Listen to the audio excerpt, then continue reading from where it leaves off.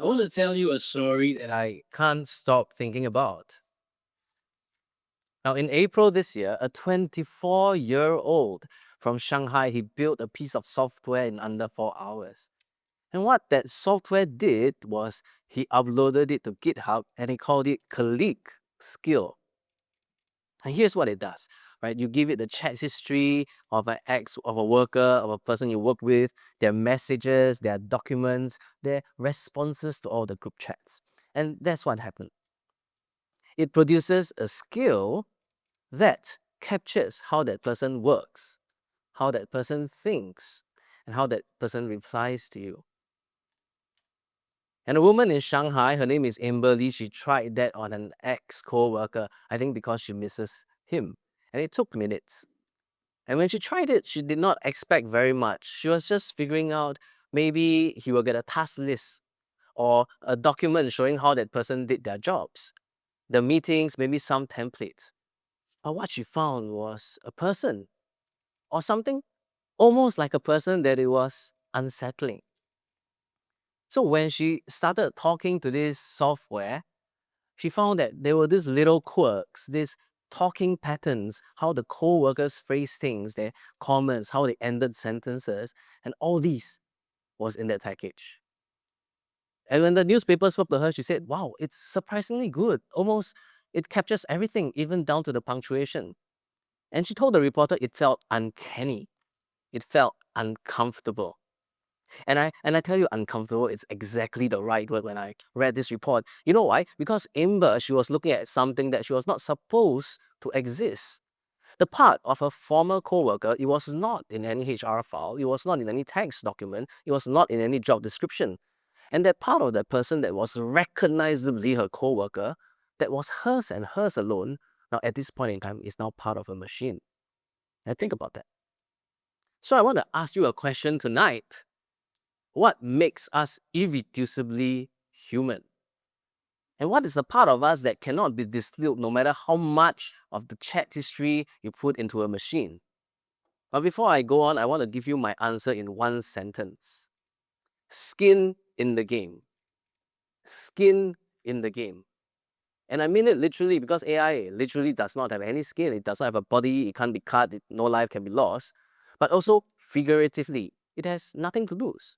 It doesn't have a reputation that it took 30 years to build, a marriage that it needs to maintain, and a mirror it needs to look into tomorrow when you wake up. But we as humans, we carry all these things into every decision that we make. Now I want to start with a confession actually. Now last year, on the TED stage, the CEO of OpenAI, Sam Altman, and he was sitting across from a Wharton professor. His name is Adam Grant. Now, Adam Grant cited the study. Now, imagine all of you are texting someone and you don't know whether that someone is AI or human. Now, in these blinded text conversations, humans, by and far, consistently rate the AI as more empathetic, more understanding, more supportive, and they feel more seen by an AI than by an actual human. Until they were told that it was an AI and they stopped liking that person after that. Now, Adam Grant said to Sam Altman, look, humans are losing faster than we had hoped. We are already behind on creativity, on empathy, on judgment, and now even persuasion. And Sam Altman didn't even look surprised. He said, no, in his latest model that he had, he felt it was less smart than his model in almost every way. And that is just 1 year ago. Guys, it's just 1 year ago. That is our starting point. So I want to suggest something simple to help us explain what skin in the game means. I want to suggest remember our A, B, C's. 3 things in order. A for aspire. A for aspire. Good. B for believe. B for believe. Good. C for create. C for create. Create. 3 things that AI don't do because they don't have skin in the game. A. A is for aspire. Now we want something better, and that's what aspiration is, right? Our hopes and our dreams. And it shows up in different ways. It shows up in we want better grades, a better job, a promotion. I want a promotion, a nicer house, a better car. And it can be very personal. And it can also be very cultural. The American Constitution enshrines this as the pursuit of happiness for an entire civilization. We have great religions that tell us of this concept of a coming kingdom where peace and justice will reign, not like the world we have now. And in every human heart, there's this strange notion, and it's called hope. Hope springs eternal in the human heart. And hope points us towards something that we believe is real. It can be real, but we have not seen it yet, but yet we go for it. And where does this hope come from? Where do these aspirations come from? And let me tell you what I think. Aspiration is not something that we generate on our own. It is given to us, shared with us from places beyond ourselves. My first aspirations came from my father, and he's a taxi driver. I love that man. He did not go to university, but he taught me how to read. Now, he made sure I went to school when I didn't want to learn about my future that is beyond what his station in life could afford to give me. Aspiration is received.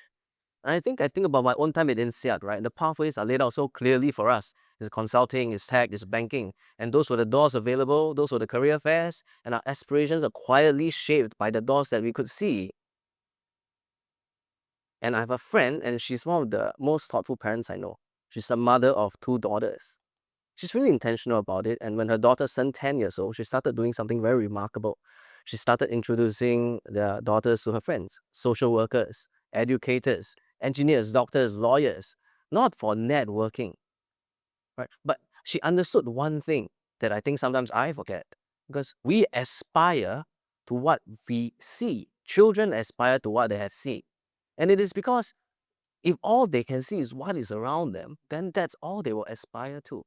And one of the most human things that we can do, I believe, is to aspire to be more intentional in what we aspire to be and to set our sights further to what is bigger than what we have been shown. The AI cannot do this for you guys. It can summarize your options, rank them, predict what you like about them based on your likes and dislikes and your skills. It cannot do this. It cannot want your future for you. It cannot want on your behalf who you should become. Because aspiring takes skin in the game. B is for beliefs. And now if aspiration is about the direction that we are pointed in, then belief is what we will pay when the cost to get what we believe is high. Now there's a quote attributed to Nietzsche.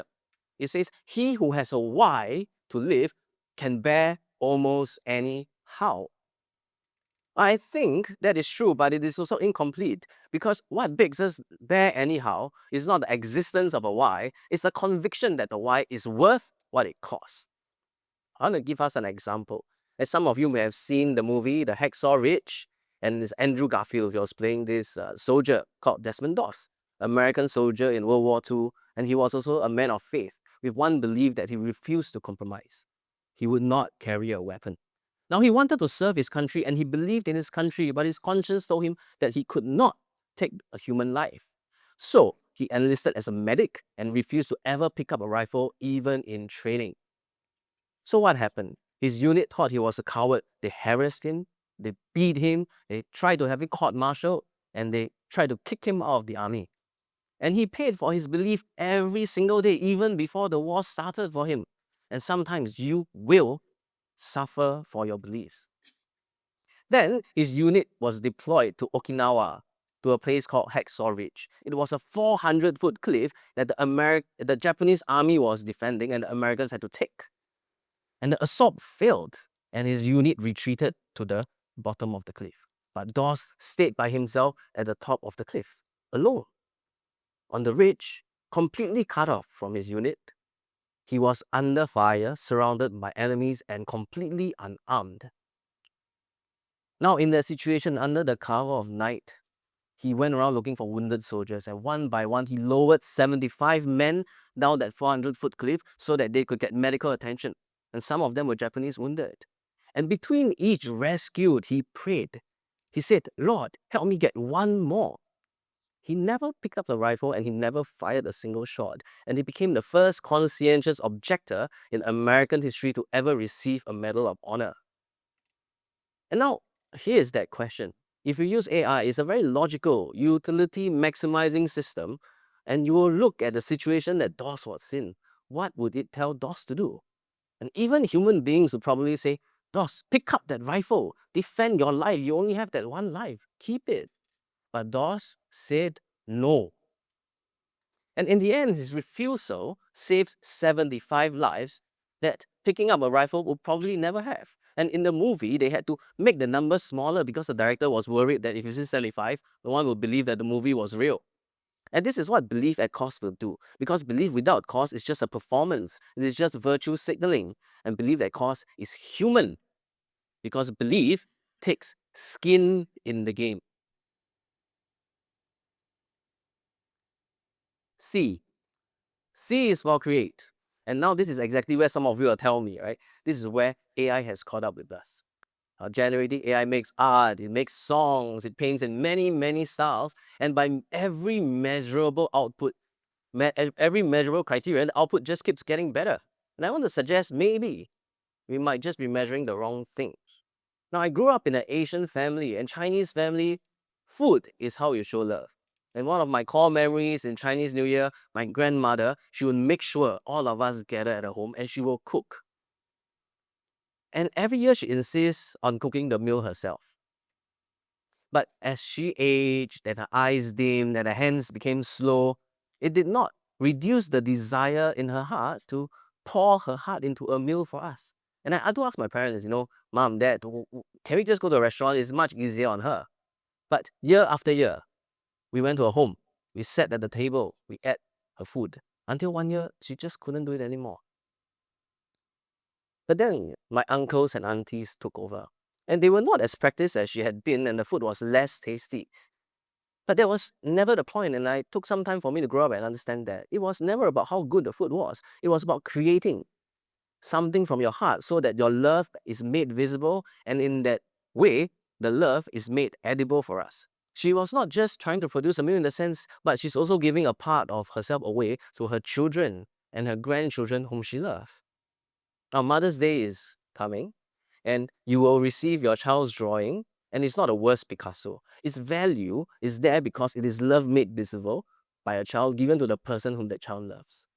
And when we start creating something for things we care about, for people we love, we put a part of ourselves into that thing that we make.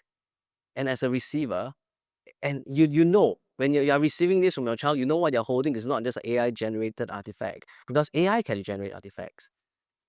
The output is still real, but the author is absent behind that output. And that is why I will love my child's drawing more than anything that AI generates, unless he uses AI to generate it. Not because it is better, but because I know my son is behind it. Because creating something in love takes skin in the game. I want to tell you the rest of the story about colleague skill. Now, colleague skill went viral. A lot of people started distilling their colleagues and their bosses. Now, product manager in Beijing got angry, so she built something else. She called it the anti-distillation skill. And he has 3 modes: light sabotage, medium sabotage, and heavy sabotage.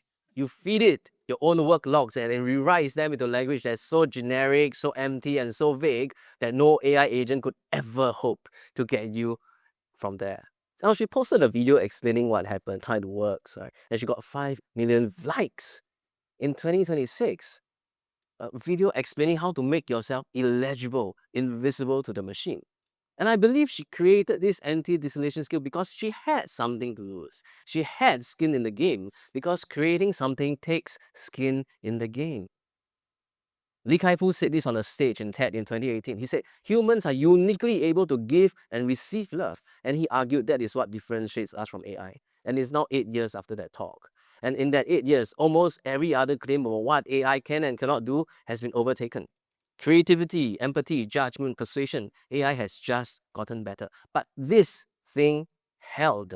AI cannot love you, guys. And AI cannot love for you. It can pretend. It can simulate the words. It can mirror your patterns. It can even write you a song and sing it to you in Taylor Swift voice, and even perhaps make you cry. But, guys, it cannot aspire in hope for you. It cannot believe in faith for you. And it cannot create in love for you. because it does not have skin in the game. We do. So let me come back to where I started. What is skin in the game? It is this. So when the world tries to reduce us, and it will, and when the algorithm flattens us and your circumstances become harder and harder because the machines are catching our patterns, we must remember to aspire, that we have someone we want to become. And we have a hope that is already in our hearts. We must remember to believe. And these convictions that we hold in faith has been keeping us going and driving us to what we aspire to, even though the circumstances are against us. And we remember to create. We create order out of chaos. We create something out of nothing. We create options where none exist. And because we want to put some part of ourselves into this world so that we can make it better and show our love. I think we can all remember our ABCs. And that is the skin in the game. And that is what keeps us irreducibly human. Thank you.